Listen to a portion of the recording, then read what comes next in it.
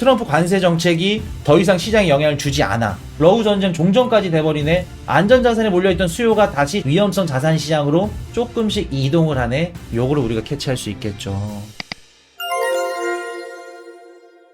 지금 영국의 그 일간지에서 어떤 얘기들이 나왔냐면 트럼프 트레이드의 그 주도주, 대장주는 금입니다. 라는 얘기가 나왔어요. 실제로 지금 금 가격 미친 듯이 올라갔죠? 여러분들 최근에 금은방 가가지고 금 바꿔보신 분들 있어요? 금 얼마 달래요? 아니면 나는 금은방 지금 관계자다.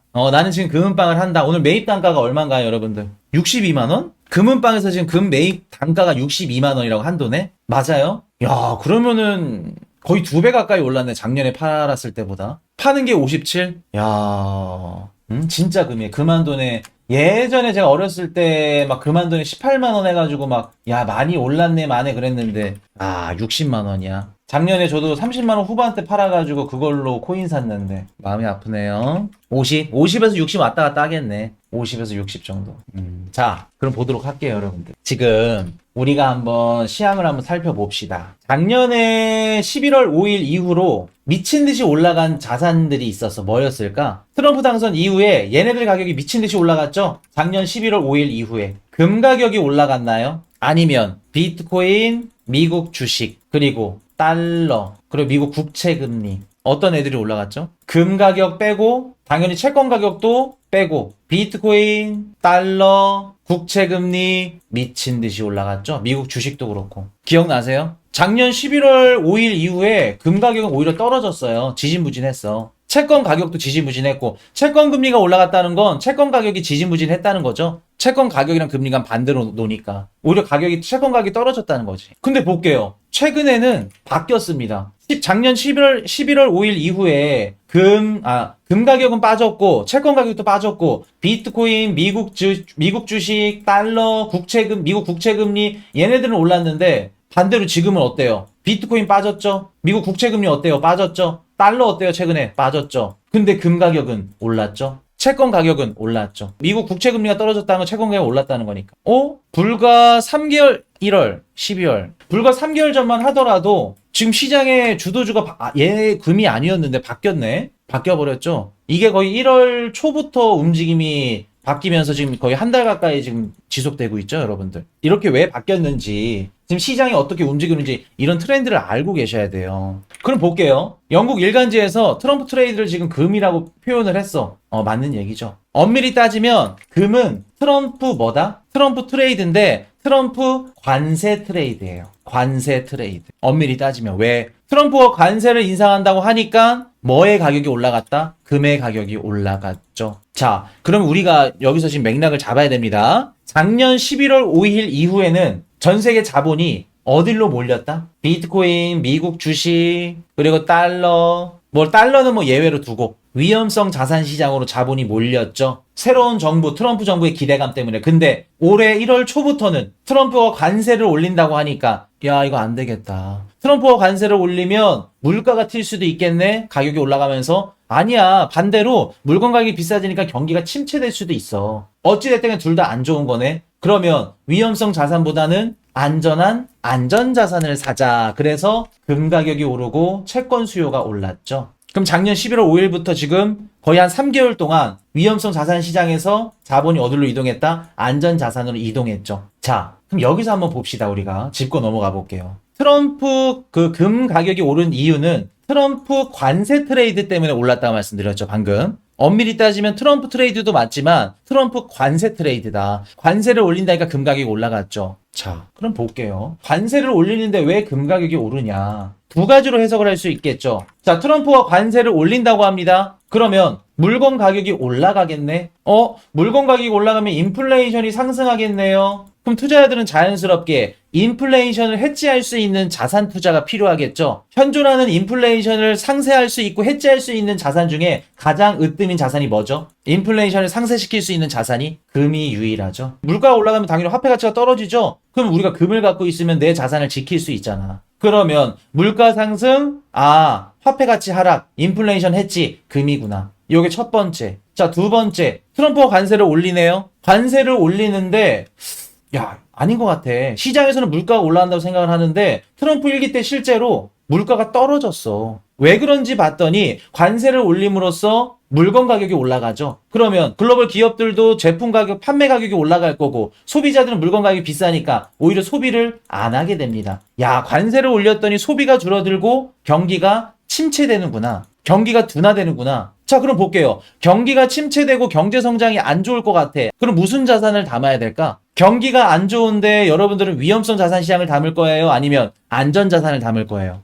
당연히 안전자산을 담아야겠죠. 그럼 전 세계 안전자산 두 가지를 대보세요. 첫 번째, 미국 국채. 여기 국채 들어가겠죠. 두 번째, 금 들어가죠. 아, 그러면 지금 금의 수요가 증가하고 위험성 자산 시장에서 지금 안전자산 시장으로 자금이 3개월 만에 이동한 이유는 첫 번째 이유, 두 번째 이유 다 금이 포함이 되어 있구나. 그래서 지금 금 가격이 60만 원까지 올라갔구나 라는 걸 알 수 있죠. 여기까지 이해되셨어요? 자, 그럼 볼게요. 우리가 앞으로 자산 시장의 뷰를 비트코인이 언제 올라갈지, 주식이 언제 올라갈지, 떨어질지를 알려면 지금 시장이 뭐를 키포인트를 맞추고 있는지 이거를 알고 계셔야 돼요. 금 가격이 오른 이유가 물가 상승 때문에 올랐는지 아니면 경기 침체 우려 때문에 올랐는지 이 둘 중에 한 가지를 우리가 알고 있어야 돼. 왜? 그래야 시나리오대로 갔을 때 이렇게 될 수도 있고 저렇게 될 수도 있고 우리가 예상 시점을 알 수가 있겠죠. 시장이 올라가는지 떨어지는지를. 자, 그럼 볼게요. 물가 상승으로 인한 금 수요 증가, 경기 침체 우려 때문에 금 수요 증가, 물가 상승이 1번, 경기 침체가 2번. 여러분들은 뭐 때문에 금의 가격이 올랐을 거라 생각하세요? 이런 것들 여러분들이 꼬집어낼 수도 있어야 돼요.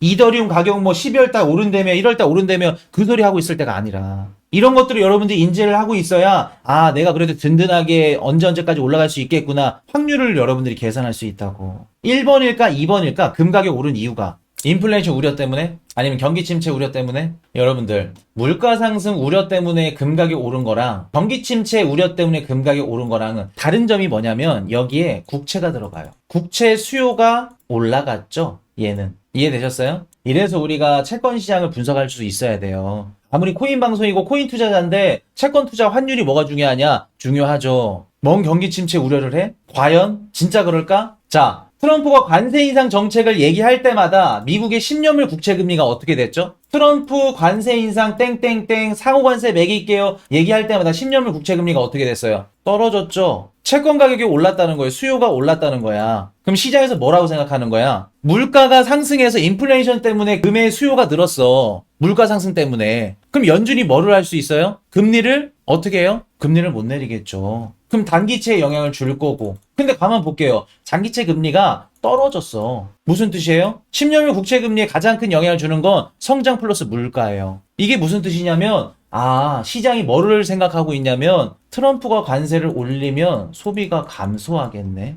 경기가 침체되겠네. 근데 그 DITLE님 의견도 맞아. 충분히 이해가 돼. 왜? 코인이슈님 근데요. 지금 미국이 발표하는 경제 지표들 너무나도 좋잖아요. 미국 GDP도 좋고 소비도 좋고 근데 무슨 경기 침체예요. 맞죠. 그 얘기도. 근데 10년물 국채 금리는 지금 미국의 경제 성장이 아니라 앞으로 10년 뒤 향후 장기적으로 미국의 경제 성장을 예상을 하는 거죠. 지금 단기적으로는 아니라 그럼 단기채를 봐야죠. 지금 시장에서 바라보는 거는 뭐냐면 물가가 상승해서 금의 수요가 늘어났다? 이거 아니에요. 관세를 인상하면 반대로 어떻게 된다? 물건 가격이 올라서 소비가 줄고 소비가 줄음으로써 채권과 미국 국채와 금의 수요가 늘어난다. 안전자산 수요가 늘어난다. 이거라고요. 여러분들. 인플레이션 해지 수단으로 금을 사는 게 아니라 지금 안전자산 수요가 높아짐에 따라 금을 사고 있는 거라고요. 이제 이해되셨어요? 지금 금 가격이 왜 60만 원까지 갔는지 이것부터 여러분들이 알고 계셔야 돼요. 왜 중요하냐? 인플레이션 수요가 높아지면서 금 가격이 올랐다 그러면 거기에 맞는 방향성을 가져가야 돼요. 시황 분석이. 근데 이건 아니라고 지금. 인플레이션 해지가 아니라고요. 그럼 지금은 뭐다? 10년물 국채 관세 인상 정책 얘기를 할 때마다 10년물 국채 금리가 떨어졌다는 건 아, 시장이 관세 인상 때문에 물가가 올라가는 거를 지금 두려워하는 게 아니라 뭐를 두려워한다? 관세를 인상함으로써 경기가 침체될 수도 있겠구나. 침체까지는 아니어도 성장이 둔화될 수는 있겠구나. 요거를 생각한다고. 그렇기 때문에 시장이 지금 바라보는 건 가장 중요한 건 뭐냐면 성장이에요. 성장. 경기가 진짜 침체로 갈 건지 둔화될 건지. 그렇기 때문에 최근에 미국 국채 수요가 늘었고 그리고 금 가격이 올랐죠. 안전자산 선호 심리가 올라가면서. 이해되셨나요? 그렇기 때문에 작년 11월 5일 이후부터 위험성 자산 시장에서 자본이 어디로 움직였다? 안전 자산으로 움직였다. 자, 그럼 여러분들 작년 11월 5일부터 지금까지 현재 2월 17일까지 상황을 이제 맥락을 다 알았죠? 여러분들 지금 비트코인이나 알트코인 가격 올라갈 수 있어요, 없어요? 곰곰이 생각을 해봅시다. 왜 코인 안 가? 야, 유튜버들이 막 코인 가격 상승한다며. 12월달, 1월달에 상승한다며. 근데 왜 안 가? 그냥 자기가 듣고 싶은 대답만 해놓고 그냥, 짜여진 틀에서만 질문하지 말고. 지금 현 시점에서, 위험성 자산 시장에 갈 수 있어요, 없어요? 비트코인 가격 올라갈 수 있나요, 여러분들? 알트코인 가격 올라갈 수 있어요? 못 올라가죠? 그럼 왜 못 올라가는지 이유를 이제 아셨죠? 그럼 볼게요. 앞으로 우리가 기대하는 건 뭐냐면 안전자산에 몰려있는 유동성이 다시 작년 11월 5일 이후처럼 위험성 자산 시장으로 자금이 다시 들어가는 거를 우리가 기대해 봐야겠죠. 이해되셨나요? 자, 그럼 앞으로 우리가 한번 예상을 한번 해봅시다. 최근에 제가 트럼프 관세 인상 정책이 시장에서 뭐를 갖기 시작했다? 내성을 갖기 시작했다 말씀드렸죠. 예전에는 막 캐나다, 멕시코 25% 때린다니까 막 무서워서 벌벌 떨어. 근데 지금은 4월달로 밀었잖아. 거짓말이야. 탄로가 났어. 양치기 소년 말씀드렸어. 첫 번째 양 내려온다고 했을 때는 막 무서워.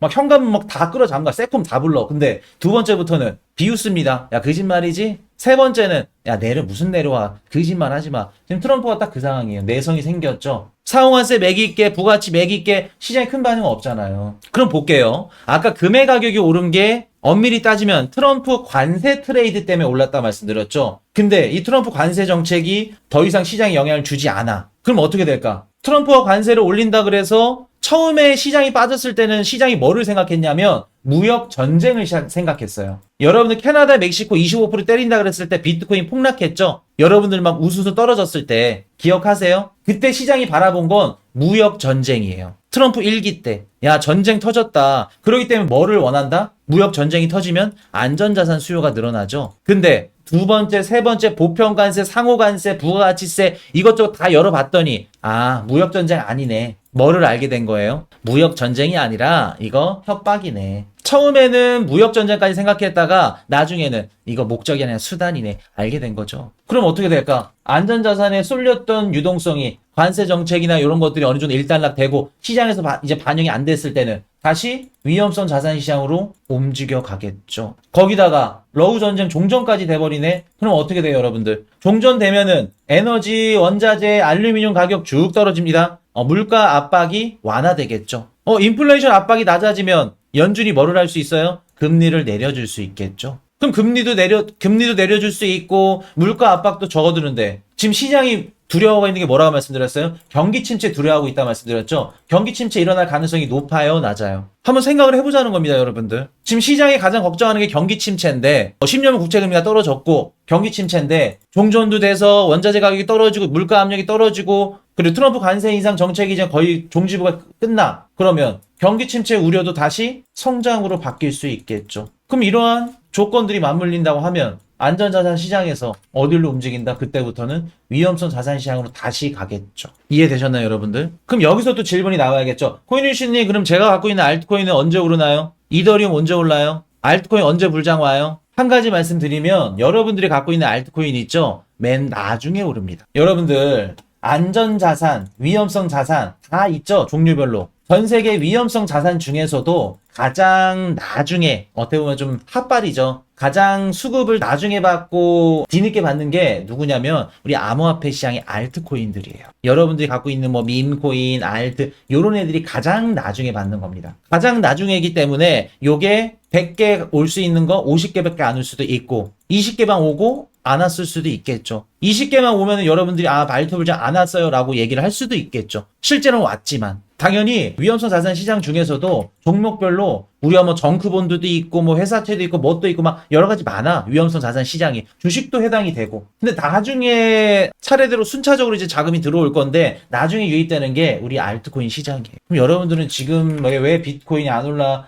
지금 막 시장에 막 관심이 없어. 뭐가 없어. 무슨 악재 때문에 그래. 뭐 때문에 그래. 그게 아니에요, 여러분들. 항상 제가 말씀드리죠. 솔라나 올라갈 때 이더리움 떨어지고 이더리움 올라갈 때 솔라나 떨어진다고. 진짜 그런지 볼까요? 최근에 솔라나 어때요, 여러분들? 최근에 솔라나 차트 봅시다. 잘 나가던가요? 자, 이번 달만 해도 쭉 떨어졌네. 쭉 떨어지죠? 자, 이더리움은 어떨까? 근데 이더리움도 시원찮네. 응? 시원찮아. 근데 최근 들어왔을 때 이더리움, 솔라나 둘 다 투자자분들 중에 방어력이나 회복력 봤을 때는 이더리움이 조금 더 낫다고 생각하시는 분들 계실 거예요. 이더리움 올라가면 솔라나 떨어지고 솔라나 올라가면 이더리움 물론 이 두 개의 코인이 항상 디커플링이 아니니까 무조건 이게 성사할 수는 없는데 제가 말씀드리고 싶은 건 뭐냐면 유동성은 순차적으로 와요. 그러면 뭐 러셀 2000 때리고 정크본드 때리고 회사채 때리고 위험성 자산들 주식 때리고 다 때리고 나중에 알트코인 순차적으로 온다고. 근데 여러분들은 알트코인 왜 안 와요? 불장 온다면 이더리움 언제 가요?